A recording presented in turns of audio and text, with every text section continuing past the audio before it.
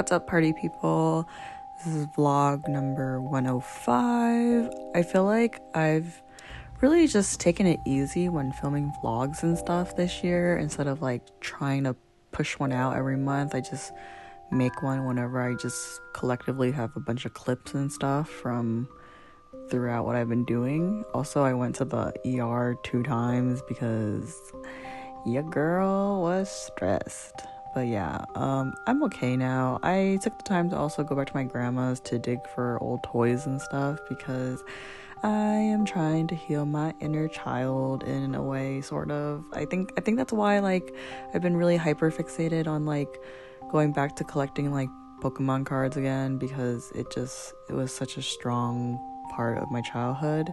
And also I got AT's tickets. Yeah. And then I got to pull this card that I on Pocket Pokemon TCG.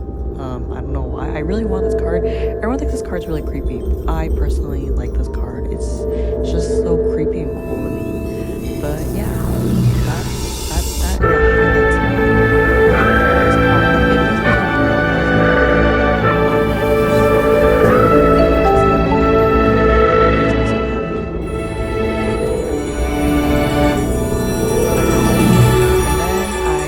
trip to Hawaii because I wanted to go and support my documentary that I'm in.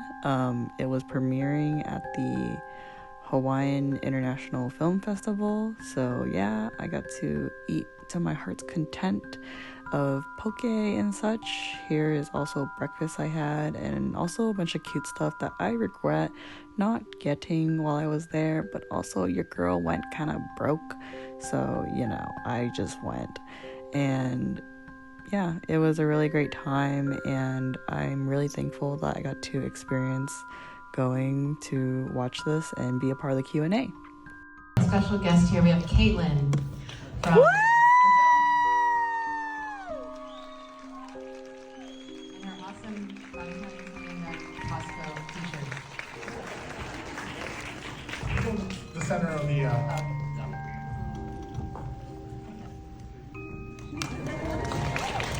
Thank you so much. Thanks for coming. Okay, so this is a very important question to Grace. Who's your bias? Well, I'm OT7, I can't say that. but if you pressed me, I have a tendency toward the rap line. So. We all know who Caitlin's bias is. Okay, then who's your bias wrecker? Well, obviously, we know Jin's my bias. I brought the Super Tuna one because we're in Hawaii. But my wrecker is Jungkook. So, Grace, you were Army before joining this project, right?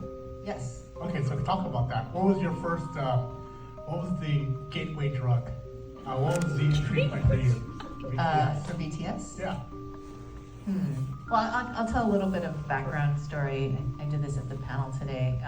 So I'm old enough to have been around for the first generation of K-pop. I always joke I had a cassette of Soteji wa Idol. And then I sort of veered into this other direction of being more into Korean cinema. But probably around 2016 or so, I have a teenage nephew who's not Korean, American, and he was really into K-pop, and he started telling me about BTS. And I just started listening. I was like, oh, that's fascinating, you know, tell me more. I mean, all the kids are into K-pop now these days. And I just really got into the music. But it was going to the concerts, I think, that really made me look around, and you see what it's like. And you, as someone, as a Korean American who grew up like in the 80s in the Midwest, nobody knew anything about what Korea was or anything. So to see an entire stadium, 60,000 people of mostly non-Koreans singing in Korean was just kind of mind-blowing. And I just thought, like, who are these people? Who are these fans? I need to know who they are. Why? How did they get here? Etc.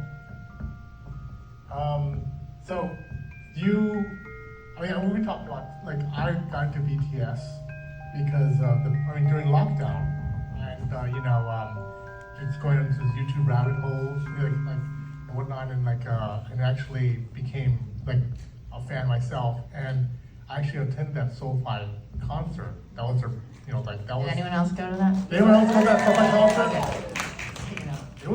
It was amazing. It was like one of the best concerts I've ever been to, and I just joke around it was like the most well-behaved concert going audience, but it was just like you just feel all the love, you just feel all the camaraderie and the friendship, and everyone was just like helping each other out. So that's kind of the feel of BTS, right? I mean, unlike, is that like for all other K-pop concerts and fandoms? Maybe you want to answer that, Caitlin? I feel like it depends on the group. For BTS especially, it's like, everyone's like a camaraderie. As you saw, they did show like the toxicity of it too. But I feel like most K-pop groups, like all fans really just want to support their boy band to be like at the top and win award shows and stuff.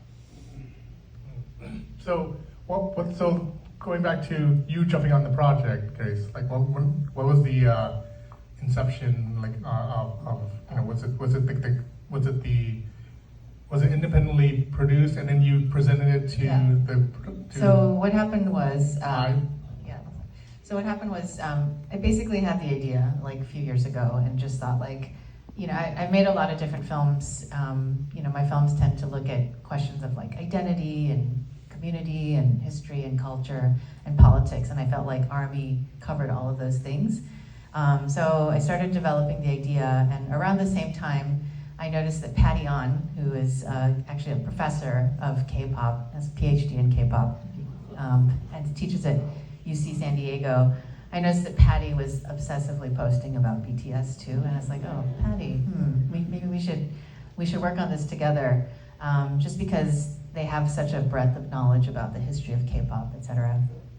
And so we started just kind of developing it on our own. And eventually we partnered with Tremolo Productions, which is Morgan Neville's company. He made 20 Feet from Stardom, and his company also did like the Pharrell Piece by Piece Lego movie, and there's a Taylor Swift documentary.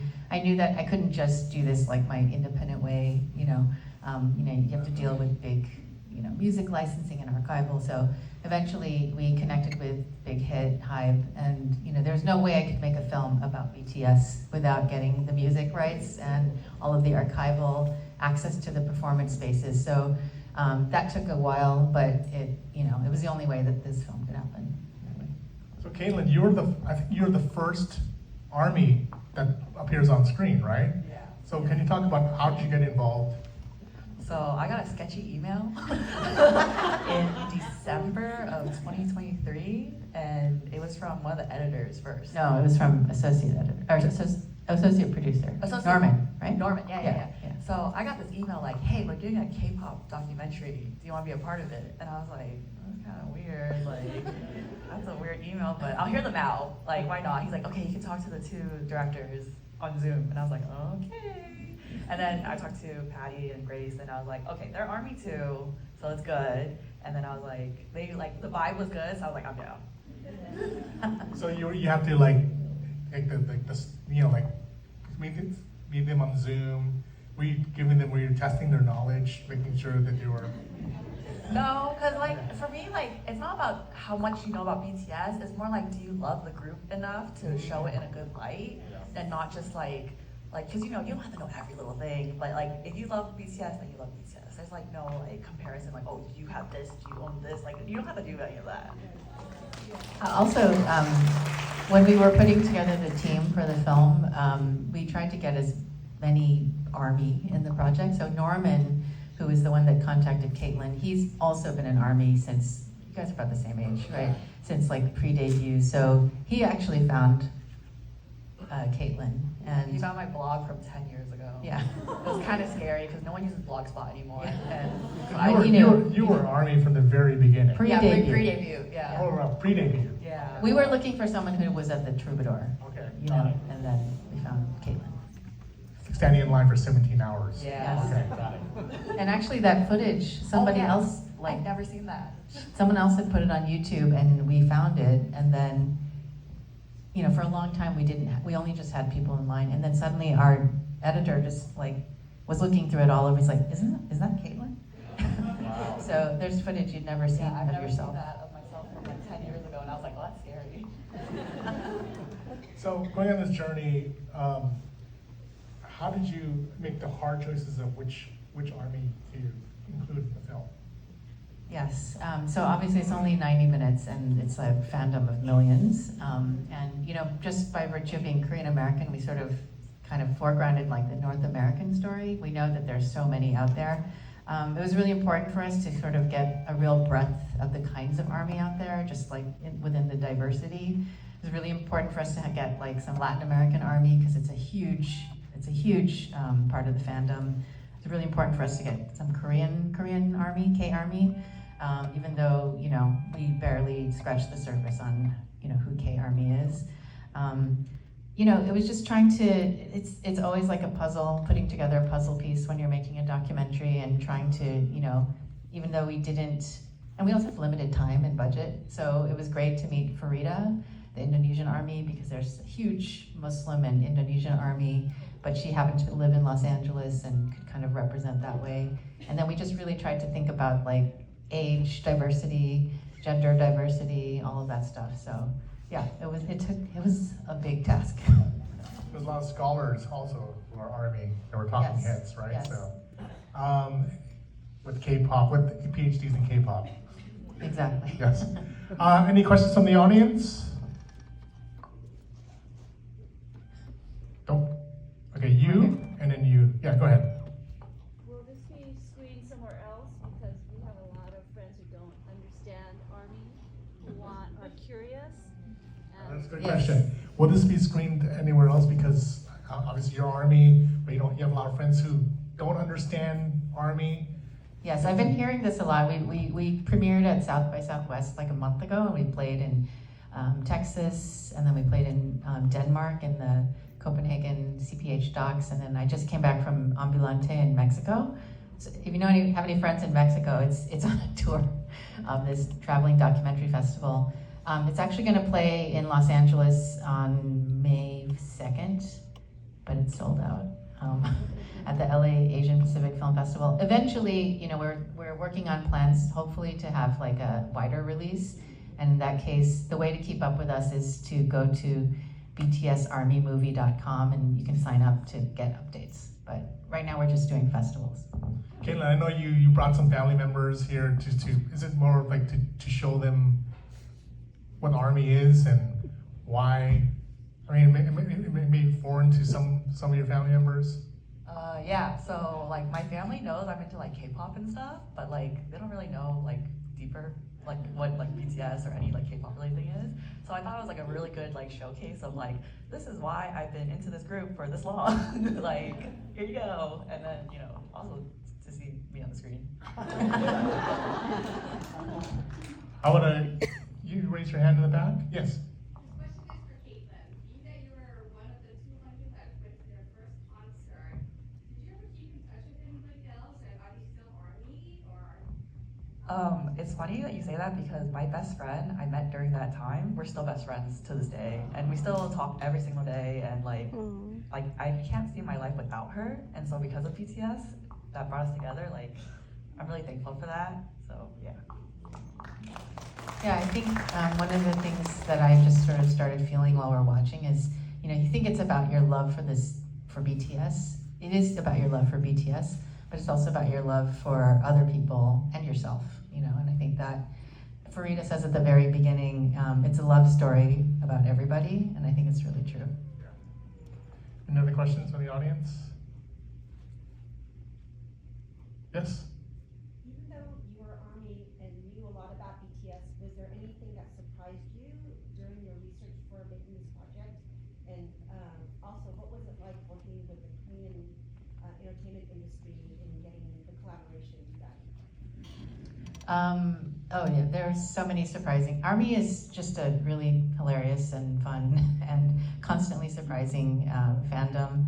I think the radio story was really eye-opening for me. I kind of had heard about it or read about it, but when we actually met Amanda, you know, this person comes from this really small town, you know, and just was like, you know, she's this middle-aged, at this point she's like 40-something, woman from Tennessee who actually, you know, in her youth was really into like J-pop, you know? And just like, you know, I love that about making documentaries, just finding the unexpected, finding the unexpected stories of people. And just the whole radio story was fascinating. In terms of working with the Korean entertainment company, I mean, we really didn't work, like they really didn't have any creative, it was our creative vision from the beginning. I mean, this came together very quickly. You know, when we pitched it, it was called, you know, it was our idea for a long time. It was called Forever We Are Young. We basically made the film that we wanted to make. Any other questions?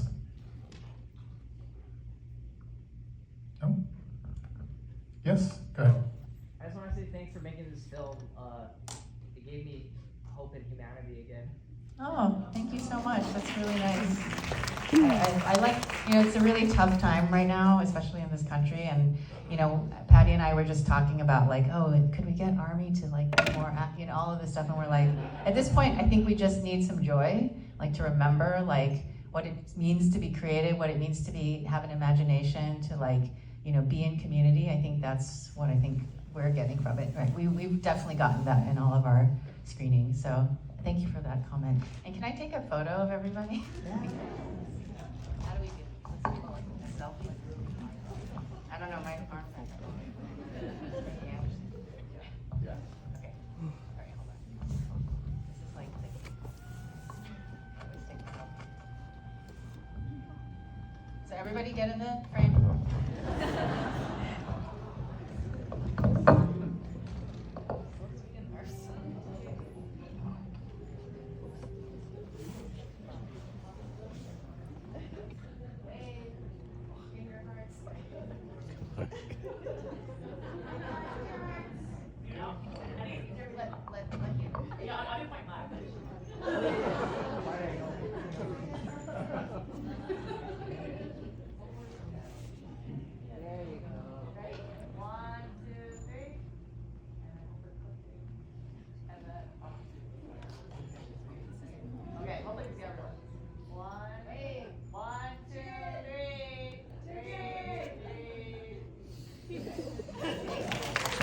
Thank you, everyone. Let's give another round of applause for Grace Lee.